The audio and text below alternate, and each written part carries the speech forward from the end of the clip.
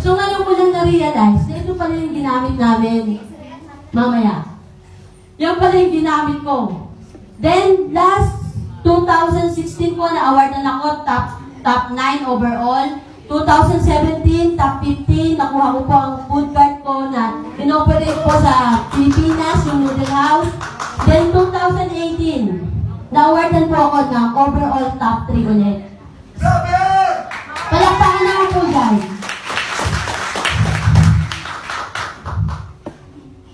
And, meron po akong maikling kwento sa inyo.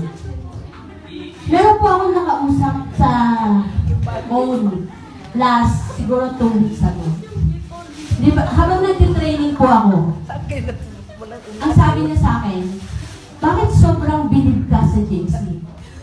Bakit sobrang loyal ka sa JC? Eto po ang sasabihin ko, paano ako hindi magiging bilib o loyal sa JC? Kung si JC mismo ang nagbago sa pagkatao ko, mula ulo hanggang paa, physically at mentally. Paano ako hindi magiging bilib sa JC? Kung siya ang dahilan na yung dating bahay namin na wala po kaming kuryente. As in, wala kaming kuryente, lahat na may kuryente. Kami wala. Si JC ang naging dahilan para maging ganito na po siya. Ito po yung pinarenovate namin dun sa komisyon na nakuha ko sa JC. At paano hindi ako magiging bilib at loyal sa JC kung siya ang naging dahilan kung bakit nakuha ko ang sasakyan na hindi ko pinangarap. At paano ako hindi magiging bilib sa JC? Kung kay JC ko naranasan na umuwi ng Pilipinas, weekdays lang, or weekend pala, na ang ginamit kong pamasahe ay komisyon ng JC. At paano hindi ako magiging bilib sa JC? Kung siya ang naging dahilan, first time kong tumapak sa isang malaking entablado. Dati tumatapak lang ako pag graduation o kaya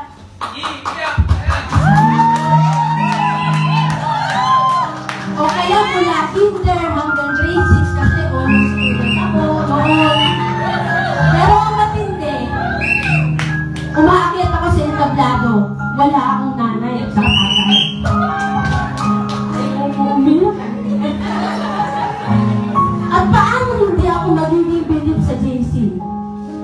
Kung yung weekly income siya ang nagbibigay sa akin, na higit pa dun sa sinasahod ko bilang katulong ngayon.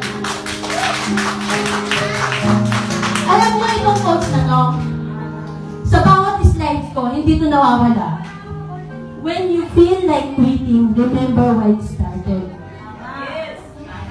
Di ba marami po sa atin yung nagkukwit na lang?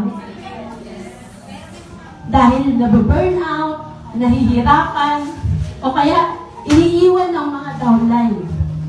Pero ito lang po masabi ko sa inyo. Kaya po ganun ako magtrabaho sa JC ngayon. Kasi ngayon ko lang na-realize yung deepest why ko.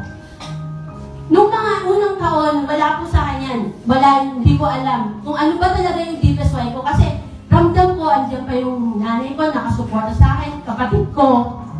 Andito po kami lahat sa Singapore. So bakit ganun, kahirap pa rin? Hindi pa rin sapat. So bakit ganun ako humahataw sa JC ngayon kasama ang Team Dreamers? Sino dito ang hindi pa nakaka-recover sa nangyaring disgrasya sa Lucky Plaza? Yung po ang nag-trigger sa akin na humataw. Dahil ayoko po dumating yung panahon na ang sakit na uuwi ka sa Pilipinas ng gano'n na lang. Diba? Na uuwi ka, iniwan mo yung anak mo, baby, pagdating mo high school na, hindi ka kilala. Iniwan mo mga magulang mo, malakas na, pag uwi mo, nang hihina na. So ngayon, alam ko kung ano ang deepest why ko. Nung umuwi si Mami for good, masaya po ako, masaya. Pero, ito po ang first family picture namin mula nung pinanganak ako. Pero ano na masakit dito? Edited pa to! Dahil wala ako dyan. Sinalpak ko lang yung pagmumukha ko dyan. Sinalpak ko lang. So, iniisip ko, sana balang araw, hindi man kami mabuo ng lahat. Sana man lang, si Mami na umuwi sa Pilipinas, makauwi na rin kami magkakapatid at makasama siya.